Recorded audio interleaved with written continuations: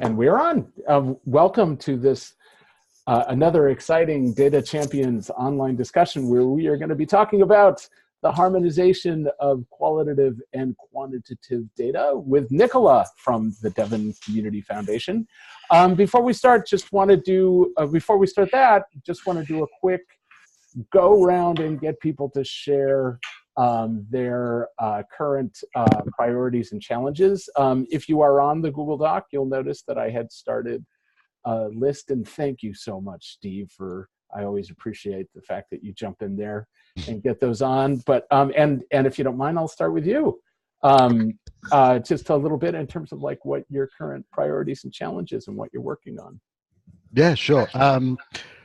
So some of you, well, at least Gareth will know that I've just issued a Salesforce usage survey. So whilst that's not about the data that's on Salesforce, it will involve me analysing some data. So that's always an interesting time for me because,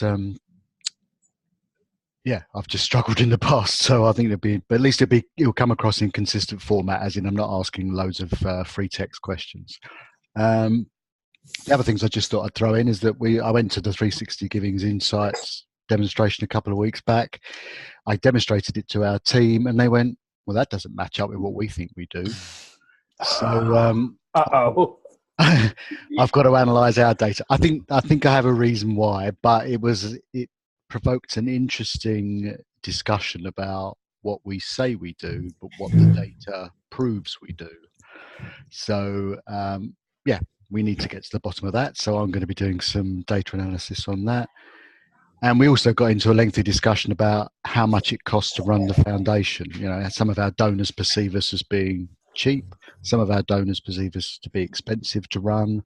The Charity Commission perceives us as being cheap to run if you look at their analysis of our records that we submit. So we want to get a consistent data set so that we can say, you know, it costs us X amount of every pound that you give to issue a grant. So that kind of thing. So some good uses for data. Anyway, that's what I was trying to convey. Thank you so much. And actually, you're giving me some good fodder to think about for our data culture workshop, because I think that idea of like, how much do we cost to run and all that, how much are you getting for your buck is great. Adam, I'm going to go in the order of how people logged on. Adam, sir, what are your current data priorities and challenges? I think actually I'm looking at the 360 Insights tool as well, but I haven't sat down with the team yet, so I'm hoping they don't find any inconsistencies. But then thinking about how we can use it to share our message out a bit more, both to grantees but also to other funders outside the region. So getting them to look at that and see what we do, who we know, that kind of thing. So that's one thing, and then how which is more of a technical thing, or how we might bring some of that data into our website so that people can come see it just straight on as soon as they arrive on site. So that's really where we're at. There's nothing else really. We'll be looking at end of year data and starting to think about what we're going to do with it, but I don't know what that is yet. So it's more just thinking about what we might do and seeing what we can to make the data as visual as possible. Great. Thank you, sir. Adam, also, if you have access to the Google Doc, I've just put your name on there. If you can just write something there, I'd really appreciate it. Gareth, what's your current priorities and challenges? So similar to Stephen, that he mentioned that he sent out the Salesforce survey. I have just emailed everyone in our team to kind of get their perspective on how they use that, and I'll then be responding to that. So that will definitely involve some elements of looking at data usage and sharing data and things like that. We have also come up with a kind of solution timeline, I think maybe since the last time or just before the last time we met, on how to run the iWill project more efficiently and effectively, and breaking down kind of how Community Foundation, it's a prospective plan at the moment. It's gone out onto Chatter on Salesforce for people to comment on, and it will allow us to kind of gather the data on grants made and kind of groups engaged with and things like that throughout the year, rather than waiting right to the end of the year. And the basis of money being sent to the community foundations will be based on those kind of statements.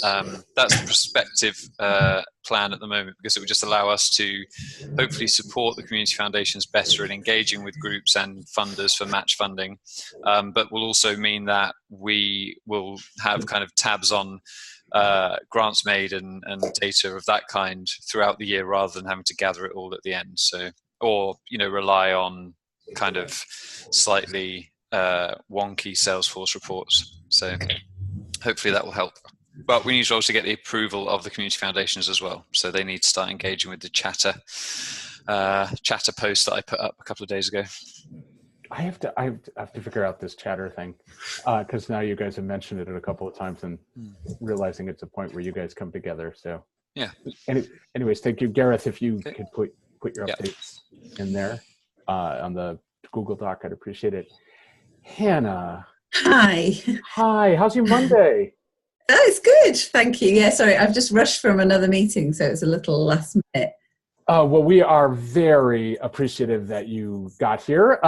First of all, just any updates in terms of your journey with hiring and all that sort of stuff? Oh yeah, sure.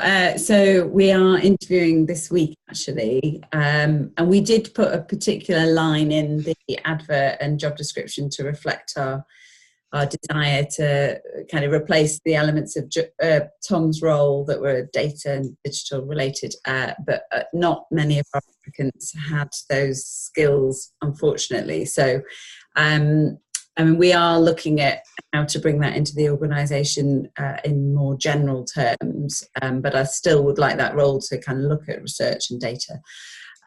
So we'll see, but hopefully we'll have a good candidate, somebody in place in the next couple of months. Actually, that's a good, can folks help you get the word out in terms of, potential recruitment wise? Yeah. I mean, we did quite a lot of extra work actually in putting the advert out there. We used a recruitment agency that we've worked with before, and we let them know about the specific kind of skill set we were looking for, but we also used our networks locally in Sussex, and I think I sent the message to you, didn't I, Gareth? And yes, so I think it went out UKCF wide as well. So yeah, it was quite a small pool of candidates in the end, which is surprising, but it's hard to predict, I think, how applications are going to come in. So yeah, we'll see though. We've got some good candidates, but they're just more kind of fundraising backgrounds rather than the data and digital and grant making. So, but yeah, it's still a good pool. And as well as that, we're looking to produce our next version of Sussex Uncovered at the moment. So we're having a conversation about what that's going to look like. We talked about whether we want to do some kind of community consultation, which is not something we've done before, but I think is part of the vital signs process.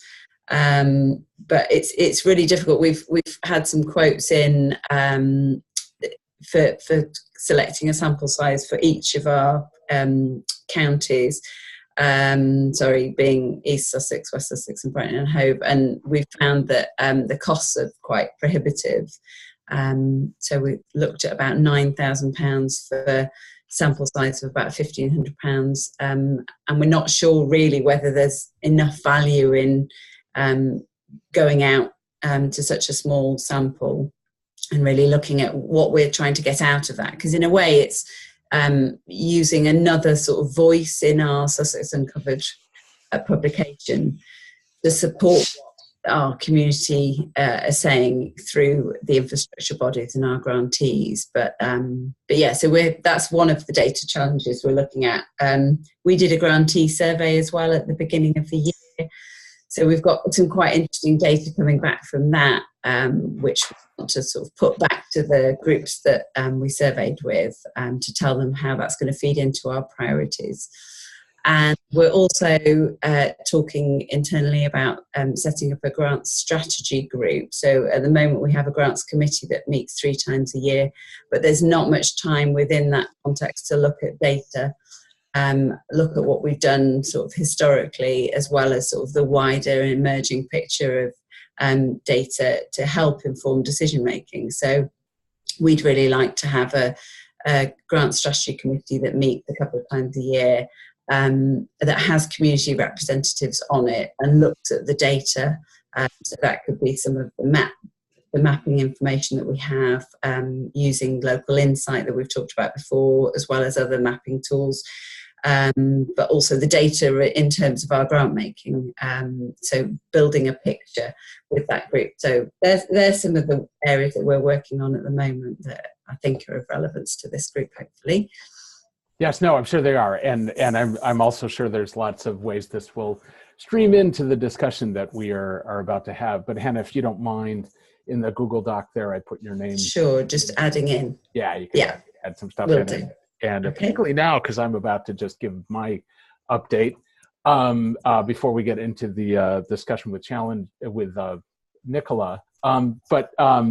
So I'm actually going through a period right now where I have a little bit of breathing time, which can be rare for me, but I'm starting to do some updates onto the on my FabWriter site, and you guys will note I sent around in the thing, but there's the blog post that we did on the data champions and what we're learning from working with you all, which is on the site. It's also on the 360 Giving thing. We also did the data and storytelling workshop write-up, which we're going to get into this a little bit too in this discussion, but in terms of creating user profiles, that bit, Hannah, that you were part of when we did the workshop that I appreciated, we've got a write-up within it, how do you do the user profiles. But then the other thing, which I'm quite excited about, and a little bit of a tangent for you guys, so I won't dwell on it too much, but I've been working with an international NGO for the last 4 or 5 months called Civicus. And they are very much engaged in these things called the Sustainable Development Goals that the UN is putting out. And they've been trying to collect data around indicators for how do people feel about inclusive and responsive government. So basically, I've developed an exercise for use at their events and workshops and also with they have this like vast network of partners around the world. So trying to get them to do this exercise whenever they're doing an event where they start off with 2 people talking to each other and interviewing each other about questions of like, do you feel that people like you have any say in government, right? And so asking these very pointed questions, and people write it down, they interview each other, write it down, and then they build up into a quartet where they then share the answers, where you're doing a little bit of data verification secretly, and you're looking at each other's answers. And then you're building that up into a large group discussion where people start to brainstorm about solutions for getting better inclusive and responsive government. So this exercise has been trialed for a number of different months, and I'm about to publish it finally to make it more broadly available and hopefully get more people involved in getting Civicus more data so that they can, the end of the story is in July, they're going to be making a presentation for the UN, and they're hoping to have amassed a whole bunch of data by running this exercise in lots of different places. So anyways, the format is one that I love in terms of the you start off with this very intimate pairs, and then working up into a large group discussion where sort of everyone's brains are engaged and focused on it. So that's good. The other thing to mention briefly, Thursday, I don't know if you know this about Moore, but Moore runs a network called Open Heroines, which is a peer support network for women working in open data, open government, and civic tech. And so I'm actually interviewing Moore on Thursday afternoon, and I'll send the link around for this later, about how she started Open Heroines, and also how she has co-created a governance structure for it. So anyways, just you might know more. It's also the really nice thing of having to start a peer support network and all that. So those are my updates. I'll send you guys links to all that. And with that, Nicola, So we are going to spend maybe the next 20 or 30 minutes talking about Nicola and Devon Community Foundation. So Nicola, to start us off, tell us just a little bit about your journey with this quantitative and qualitative data question. Yeah, okay. So the reason why I suggested this topic to Dirk is I've really been banging on about aspects of the relationship between quantitative and qualitative data for many years now. I've a background, I'm a social anthropologist by training, so I have a background in very qualitative data. And before I started in this role, I always used to be the person who skipped over the tables and the graphs when I was reading things and just got back down to the words again, and I was completely number blind, really. And so I've spent the last couple of years becoming a bit more numerate, and in particular understanding or trying to get a handle on how quantitative data, countable things, can be most usefully connected with qualitative narrative and analytical work.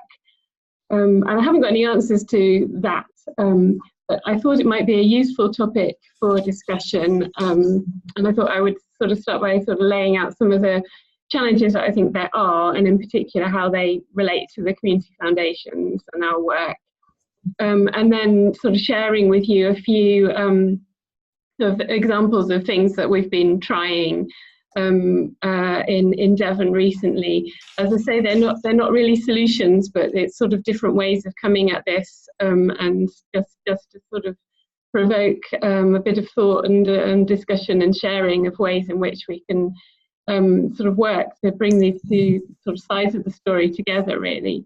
If that sounds okay, that's what I'll do. Does that make sense, Dirk? Yep. Yes, please. Okay, great. So the point is that I want to make to start with really is the fact that very often we find ourselves, I find myself at work and with different sort of cohorts of colleagues, in a situation where people love the numbers and really relate to the sort of clarity and apparent certainty that you get with you know, a sheet of statistics. I remember once, years ago actually, working on a project which was to do with the value of community festivals for different communities in London. And at a seminar we convened a guy from the Notting Hill Carnival standing up and waving a sheet of paper saying, look, it says here on this economic impact study that the Carnival brings in £3 million worth of investment and spending into the area. And you know, there's very often no sense of challenge to these numbers. Actually, the economic impact studies of festivals are rife with kind of uncertainty and guesswork and inaccuracy and all of this. But that didn't matter. If you have a number on a piece of paper, that often can sort of trump any of that. So it's often a question of status, and that quantitative material has a higher status and apparently a higher sense of kind of legibility, and that people know what that means and they understand it and they see that as sort of serious data, I guess. But on the other hand, there's that narrative which says that people love a story, and you know, we've seen it all in our work where, you know, it's telling a story or sharing a case study of a group that you've been working with, or a group of people who've been impacted by some work that's gone on through the foundation's work, can be really inspiring. It can be really memorable, and people can take that away and they can relate to it emotionally and empathise with it, and that can be something which could stay in people's minds beyond the dry statistics and help them to understand what we're trying to do, how we're trying to do it, and a really great way of engaging with people. And I suppose what I'm trying to say is that I sit somewhere in the middle between those 2 points, in that I think it's quite right that people love stories, and that narrative can be very memorable and very engaging. But I think very often case studies are either really poorly written and it's quite poor quality information, or that it is anecdote, heartwarming though it may be, and it's just not sufficiently rigorous and robust enough to work in a variety of contexts. And I think that does the qualitative side of things a disservice, because it means it's very easy, obviously, to dismiss an anecdote as an anecdote. But that's not to say that there's no value in decent qualitative information, whether that's in terms of case studies, which we know are really valuable and useful, but also in sort of slightly more overlooked side of things, which is qualitative analysis, which obviously might draw on case studies as its kind of raw material, but it's it's a level of analysis which brings together a variety of different sources and amalgamates them, synthesizes them, analyzes them, and draws from them lessons and observations and understandings. It's that second stage that I think often gets overlooked, and that's sometimes because there aren't the skills available. We've just heard Hannah say that she's trying to recruit and trying to look for a set of research and data skills. It's not always easy to find people who've got either qual or quant skills. So sometimes it's just that's it's really tricky to find people who can do those things for us effectively, especially within small foundations. But I think the impact of maybe not paying so much attention to how qualitative material can be used robustly, analytically, and not being able to find people to do it means that often that isn't done. And then what happens is that in things like vital signs, or I'm really happy to hear you're coming back to Uncovered, and I'm looking forward to seeing the next instalment, Hannah. I'm not going to name any names, but in some of the less successful Uncovered reports across the foundation, there can be a real disjunction between the solid quantitative statistical work, which gives you that overview, and the equally solid, in many cases, community foundation understanding of how this actually looks on the ground. But the two bits just don't seem to mesh together, so that you'll kind of have a page of numbers, and then there'll be a little box with a case study, but nothing to tell you what it is you should draw from this case study and how this relates to the numbers you've just been reading. I mean, I think this is a missed opportunity, and that's really what I want to say, is that we know why we might choose a particular case study, why we think it's important to illustrate a page of numbers with an example on the ground. We might understand ourselves implicitly how the case study complicates the picture or illustrates particular things which are specific to our area. But we need to do more work on figuring out how to draw that out from our case studies and how to integrate that with the numbers that we've got. And I think if we do that effectively, it's not easy, but if you can do that effectively, then the result is greater than the sum of its parts, if you see what I mean. Can I ask a question? Sorry to interrupt your flow. But do you think part of the message that needs to come out of that is actually what the foundation needs to be doing to address a particular example, whether it, if it's illustrated by a case study and maybe some beneficiary examples? Do you think that what our Uncovered should be doing is saying what we think our role is in that? Is that one of the ways, do you think, to make it more meaningful? Yeah, I think that's absolutely right, because you'll likely have a view on that. You'll likely have a sense of how you can most usefully address whatever the issue is. Fuel poverty is a report I've just written about recently, and so I'm happy to share it. But there's statistics which say this is how significant the issue is in the area. This is the impact that it can have on people. But then there's the other element which says, how can we help best address this issue? Here's some examples of some organisations that we've worked with, and these are the approaches that they've taken. But it's a bit where you say, you'll notice that these examples are taking quite a holistic approach to fuel poverty, for example, and that they've recognised that you can't look at it on its own, that it relates to this and that they've worked hard to engage with vulnerable people, whatever it is. That's the example.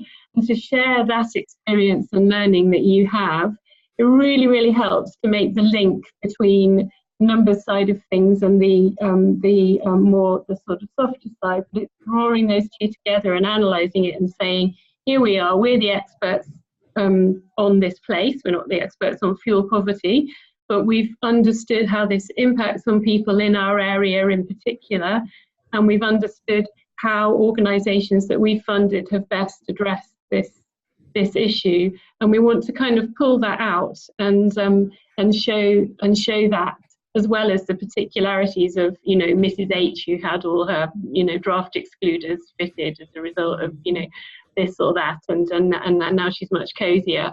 It's that sort of second level, I think, where we've got masses of knowledge and experience within the foundations, but it doesn't often make it onto paper in a way that I think would be useful if it did. Yeah, that's really helpful. Thank you. I am more than happy for people to be jumping in and asking questions as we're going along. Okay. Oh, okay. Do you want to keep going, Nicola? Yeah, I just want to give a few examples, really, of sort of different things that we're, you know, met with at the moment, and how we're sort of struggling with it. So the first is something that's been happening over the last week or so.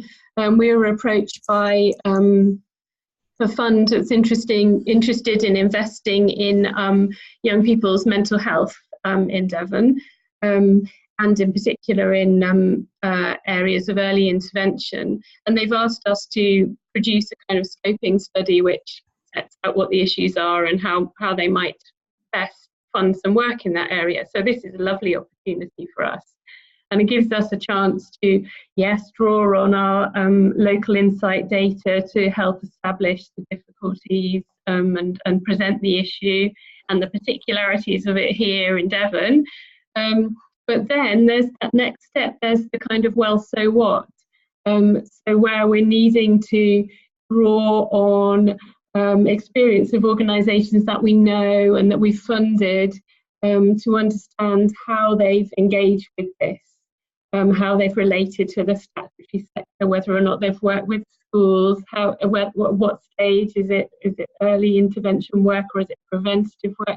You know, all these different aspects, and to try and draw this together into something which then shows not only some examples of things that have happened, but also goes that next stage and looks at making some suggestions for the kind of work that might be funded in this area. And we don't want to specify particular programs or projects, that's not our role, but we want to be able to say to this potential donor, here are some areas which we think might be fruitfully addressed by the voluntary sector, or here are some approaches which look to have been successful. And so sort of trying to bring out that next stage. But one of the things that I've come up against, many issues really, trying to do this over the last couple of weeks, but one in particular has been how to usefully find those kind of examples through Salesforce. So I'm relying really on my knowledge, things that happen to have come across my desk over the last year or so that I can remember. I do a lot of second assessing, so I do see quite a lot of grant applications. I don't see everything and I don't remember everything. And on an occasion like this, it would be so helpful to have come up with a sensible system of tagging or topics or something, some way of being able to look more in a more focused way through qualitative material on Salesforce. So I'm not interested here in how many groups we've funded doing this, that, or the other. I'm more interested here in finding examples of effective engagement with schools, for example, or preventative work alongside something else, or these kind of things. And that's really tricky. I don't know if anyone has used any kind of tagging. One small thing. Yeah. Sorry. One small thing we do is, I think there's a box that says good case study.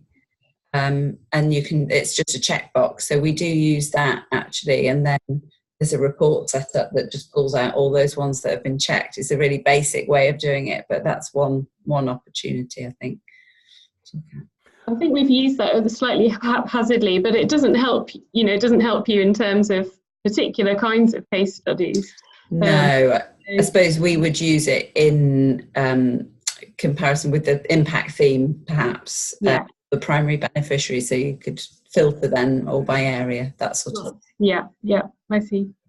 I just have to chime in because I constantly am struggling with tagging and taxonomies and things like that, but it is occurring to me like how critical it is to be sort of on top of your data, right, and being able to just do that tagging, like have that list of tags, right, that are available, like having that bit of like here are the different kinds of stories that we need to be able to highlight. So, and then getting everybody on board for using that, right? And yeah, just wondering if others have similar experiences or have somehow managed to crack that in some way.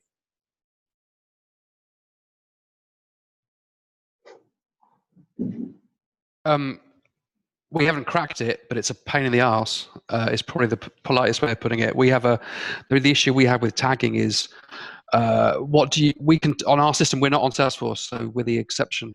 But on our system, if we have a project in a community center in a specific geography, working with disabled young people using the arts, we can tag it once. What can we tag it as? Is it an arts project? Is it a disability project? Is it a youth project? Is it a community center project?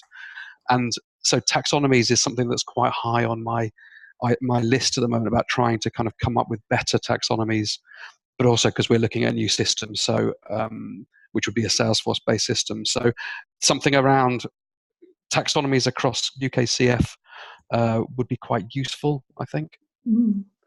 So no solution, but there's a problem, I suppose is what I'm saying. Yeah.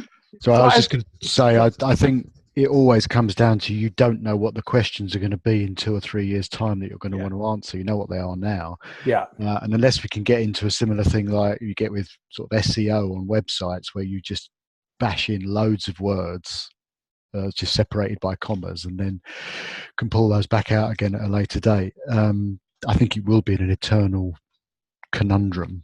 But there's no doubt we could get better at it. Just a question for you, Gareth, because and also thinking about the last conversation that we had in terms of the data sharing, like, does UKCF sort of have any sort of taxonomies and things that can be shared more widely in terms of what is information that you're looking for in potential case studies or things like that? No. Good. That was a quick and easy answer. But definitely, we would benefit from it massively, and obviously it would make everything a lot more easy to communicate if we did have something like that. I don't know where we're going with kind of Salesforce in terms of the structure of it in the kind of distant future, but definitely I think being able to pull that in to any work that we do would be very important.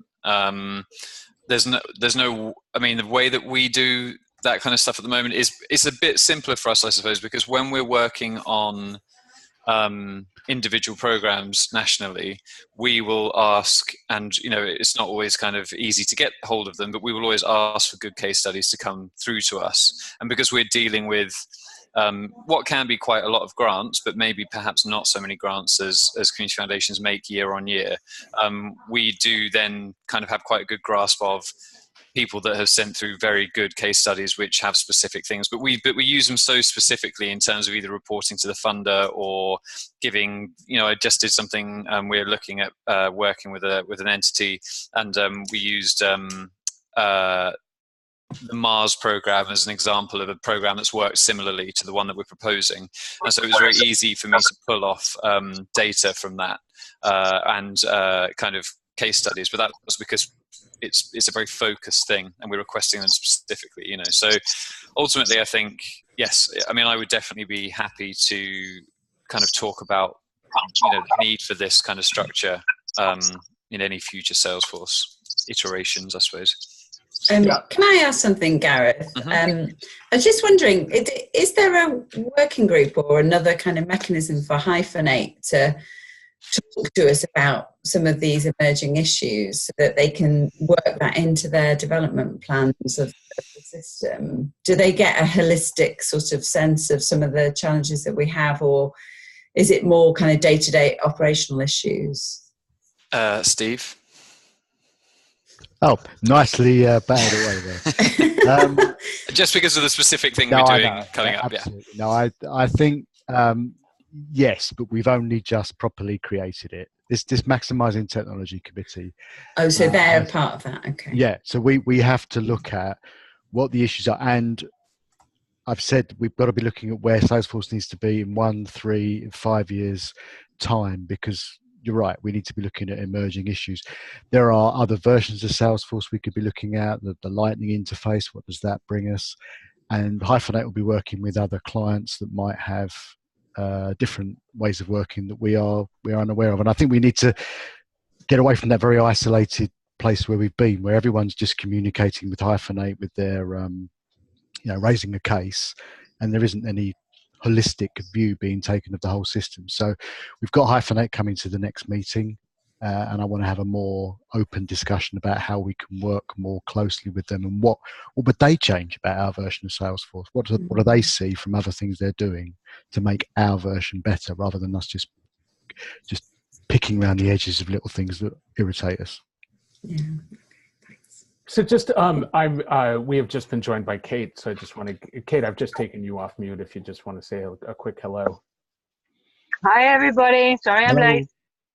No worries. Missed the best bit. Yeah. Of course.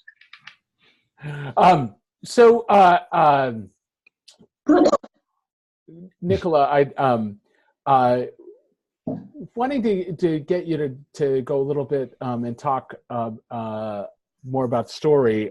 Before everyone came online, Nicola and I were having a little back and forth on this stuff, and one of the things that I was remembering in terms of the connection between a story and the qualitative story and the quantitative data is the back in the day when we were trying to get people to be thinking more about data visualizations and what their role was, we had this sort of matrix that we wanted people to think about in terms of people being able to get a story that would then lead them to wanting to dive into a mass amount of, or the quantity of things. So you would get that sort of relational story, and then maybe get a visualization, and then you would then get exposure to the spreadsheet, right? Like, so you have this, you get the story and go, here's the relatable thing, but then eventually you're getting to the, like, here's the numbers that get to the bit that we are trying to back that up. So all of that is contingent on, all of that working is contingent on audience, right? And knowing your audience. So maybe talk a little bit about the challenges or best practices of doing that. Yeah, which I was saying that we've mentioned several times over the last few weeks in this discussion that sort of horses for courses, and that your audience and what you're hoping to achieve with that audience is really crucial. So there isn't kind of one way of doing this, and that it might be that you begin the story with the story, and that's the hook for people who to then investigate something in more detail, which might be a nice thing to experiment with in an uncovered type report potentially.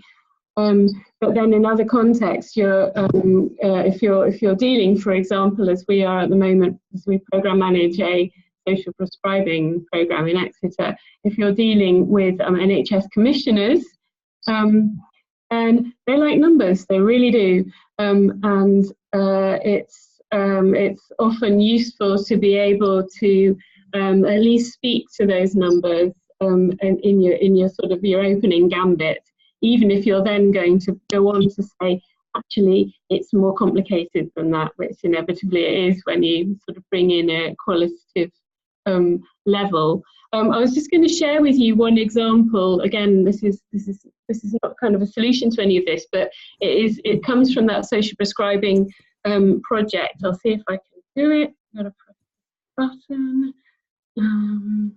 Yep, here it is.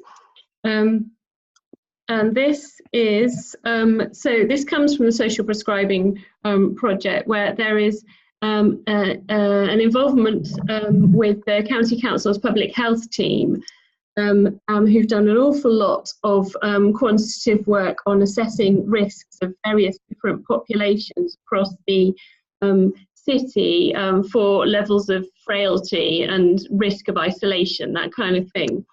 And so what we've done is we wanted to produce a sort of parallel document. So this speaks very directly to things like the Joint Strategic Needs Assessment, which I guess many people may be familiar with in their area, which is a kind of sort of statistical overview of where a population is in terms of various different indicators. It speaks directly to that, and speaks also to this particular work on risk stratification that the public health folks have done. And it's based on community builders who are based in specific neighbourhoods, loosely relating to different wards within the city. And it's literally to overlay, if you imagine a kind of old school OHP projector with different sort of bits of acetate on top of it. We really wanted to be able to speak directly to those kind of profiles of an area and what they tell you about an area, but you know, there's obviously an awful lot that they don't say. So this is what we've come up with recently, which is a profile of a ward, which looks at where are, for example, the natural communities where people actually associate and how those relate to ward boundaries, because obviously people don't necessarily live their lives according to ward boundaries. But you'd think they did if you just looked at what public health put out. So, you know, it's a point that's kind of worth making. This is the heat map. This is the risk stratification work. The darker pink areas are where people are supposedly at greater risk of frailty or social isolation, that kind of thing. But we wanted to sort of show that and say, well, that's fine. That's what the probability suggests. But you know, here's our picture of this area, and it's looking at, you know, where are the sort of bumping spaces, where are the hotspots, where do people associate, where are the divisions. You know, sometimes a large arterial road can divide a community, other times it can actually bring it together as being a centre of community. You know, there's a bit on public space, where is it, but not just where is it, it's not a directory, it's a who uses it, what goes on here, how much is it part of the place where people live. There's a bit on how people communicate, so whether or not there's a newsletter and whether that brings people together effectively. Where the notice boards are, where you can tell people about things, and if there are enough, or if there, you know, if there are not, and it's hard to share things.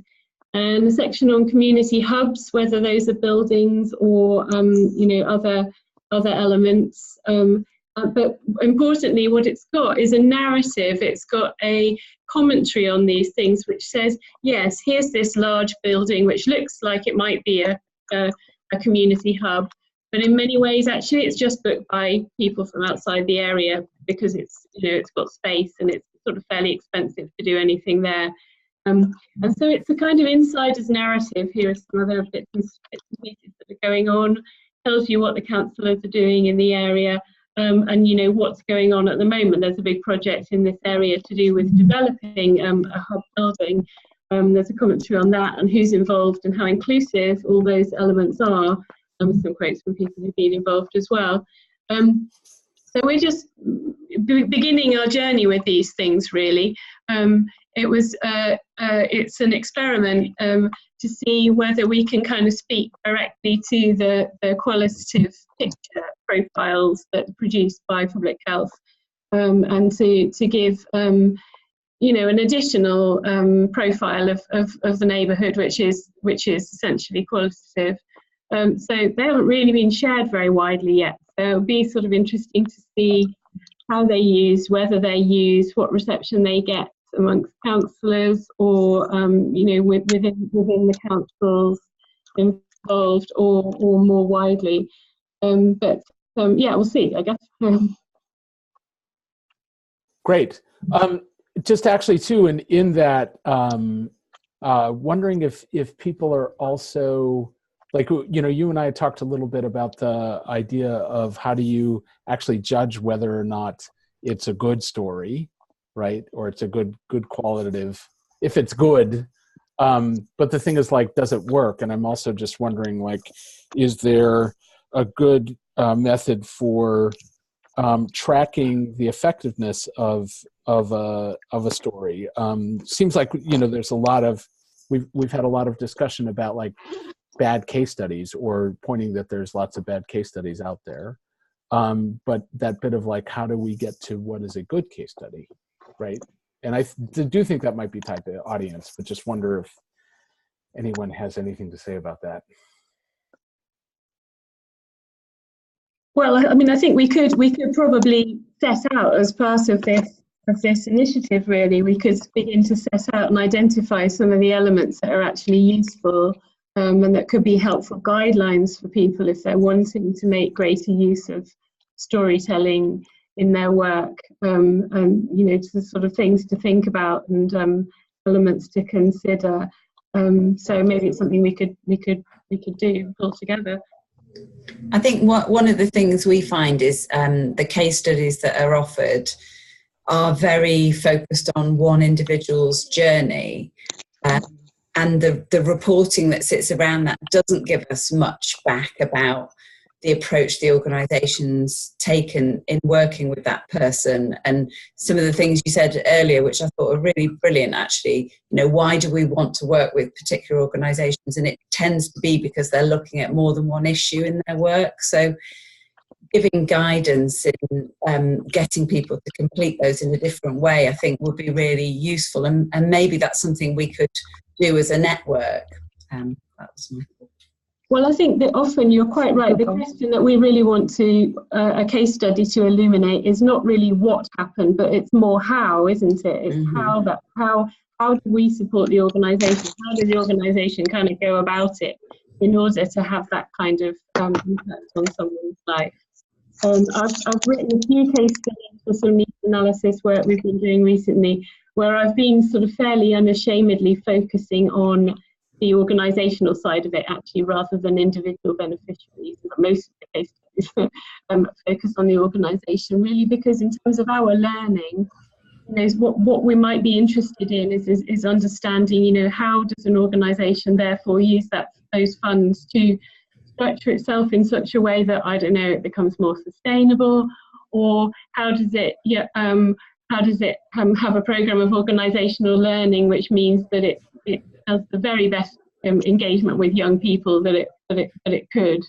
Those kinds of elements are the sort of things that are of interest to us as funders, really, in understanding whether an organisation is a good learning organisation, whether it is open, whether it works in partnership with other organisations. Some of those structural things often don't make it into case studies, because yes, they might seem a little bit dry to an external audience. But for internal use or for use within the sector, I think they can be really revealing. I think that's a really good point. How do you encourage people to give you that information? I ring them up and ask them. Okay, the direct approach. Yeah, the direct approach, yeah. I mean, it's interesting because, I'll pick up something, I suppose, from having seen a grant application across my desk, or having done some kind of Salesforce sweep, which looks of vague interest. And then, so here's an example. I wrote a blog a few weeks ago about the use of churches as community space. I rang up someone we'd given some money for, it was a community benefit fund, wind farm or something, to refit their church slightly so it could be used for broader community use. And I rang up the woman who'd been involved with that, and I asked her about this, and she started telling me about plumbing and fridges and stuff. But then after that, you could ask someone more specifically about, the challenges of doing that, the fact that people won't come into the church anyway because it's still a church, isn't it, and they don't do God. And you can talk about that and the relationship that they then have with the village hall, because they're seen slightly as in competition with, and all of that kind of organisational stuff, which doesn't necessarily make it onto a monitoring form, but which can really, really help illuminate how something works. I have not found a better way than the kind of direct approach yet, and it's obviously time consuming, and it relies on you kind of finding the right person to talk to you really as well. If I just come in, because we've just sort of started talking about this, and I think what we haven't done here is actually put enough value on monitoring at all. We've always seen it about getting the money out the door, making sure that they spent the money, and that was the end of it. But actually, we've said, you know what, it's exactly 50% of the equation. If you don't learn from giving the money out, then you're not learning at all. So the only thing I can say at the moment is that we are definitely going to say we have to put more resource into monitoring, not just filling out forms and looking at the words that come in, but actually making those calls and getting the answers to the questions that haven't been answered as well as we'd like.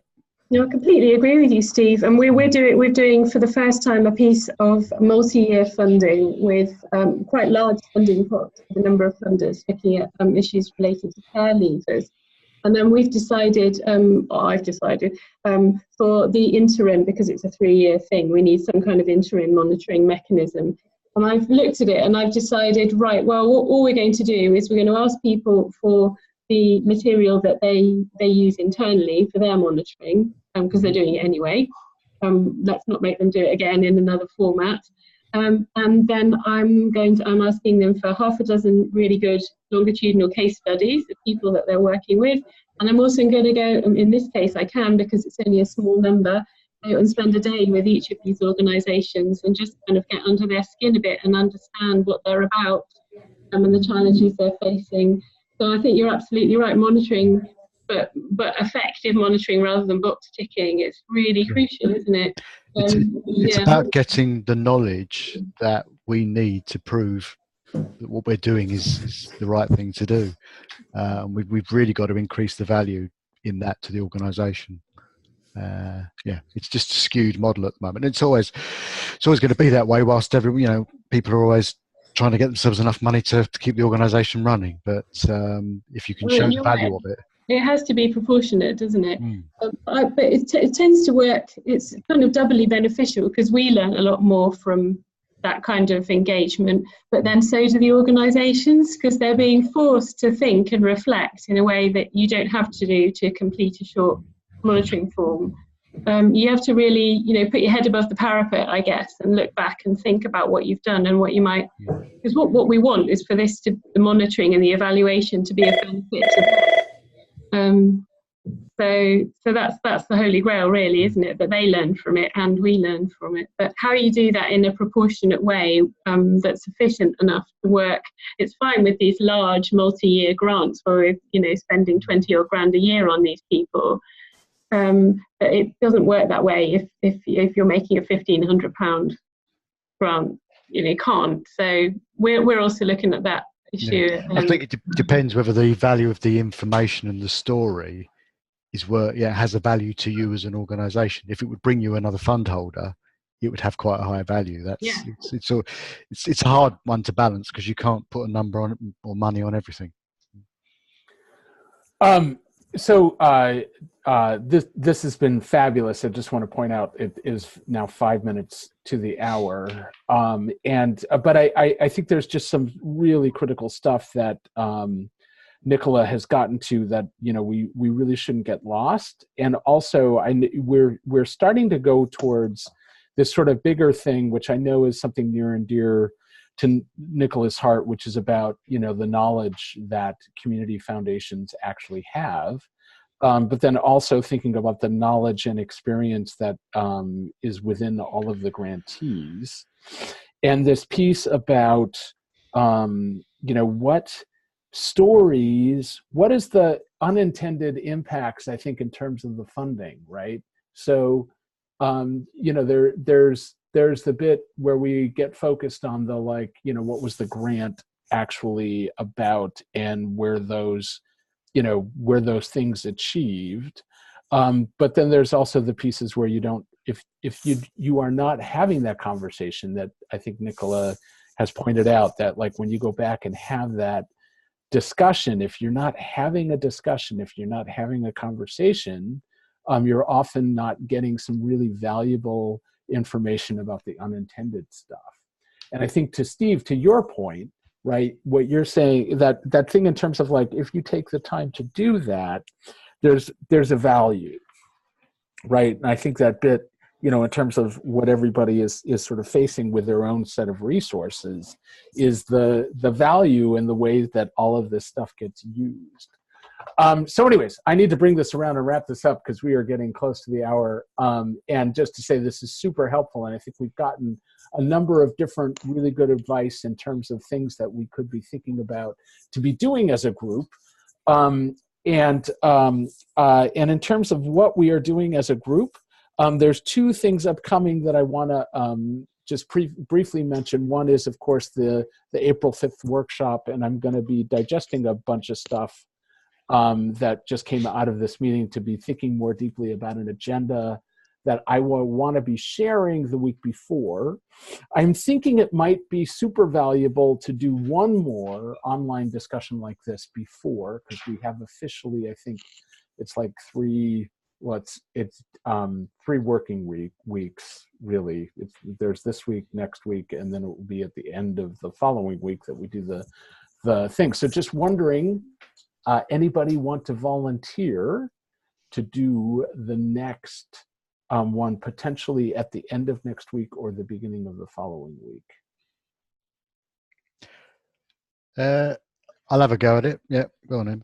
Thank you, Steve. You know, I had a feeling that you might do that, and I am super appreciative. We can have a back and forth. Yes. After that. Yeah, I've got some idea. I just got to make sure that I can deliver something by that time frame. Well, it's, you know, and noting, like, one thing, just super appreciative of Nicola. Like, Nicola, I think, you know, you've walked in saying you don't have answers, and willing to talk about these things that have been on your mind for quite some time. And so I think Stephen, looking at that sort of like, we don't need this to be something where you are doing a lot of prep, but just basically talking about your experience in a informal way that, you know, will bring everyone in, much in the way that Nicola has just demonstrated quite well for us on how to do it. So it's just basically like getting to a subject matter.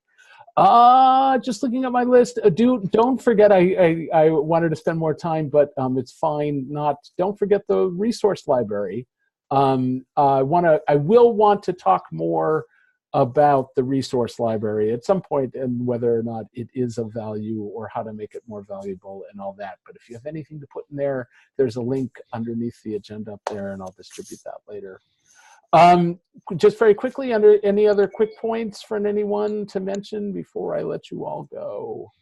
I'll just say quickly about the workshop proposal. I keep prodding Rebecca about this, and she says they have been inundated with workshops, but she's kind of given us the unofficial nod that we're in, but she can't confirm it formally just yet. But I've told her that we're meeting at the beginning of April, and it'd be really handy to have a clear idea about that before then. So hopefully she'll sign it off by then. Thank you. That was on my list, Nicola, and thank you for bringing that up. Great. Anything else before we I let you all go? Quick question. Yep. My screen says that this is being recorded. Yes. And having missed the first half, where would I go to pick it up to actually listen to the rest of it? By the end of the day, it will be on Discourse. Cool. So, and I will distribute that out to you, but so far, all the ones that I've recorded are on Discourse. Thank you. So you can get it caught up there. Great. Good question, though. Always happy to point at Discourse. Good. Anything else? All right, folks. Thank you so much for a wonderful chat. Stay tuned to your inboxes to get more about the next online discussion with Steve. And also, I will be pinging you more about the workshop on the 5th. Have a lovely rest of your Mondays. Thank you very much. You too. Thank you. Cheers. Bye.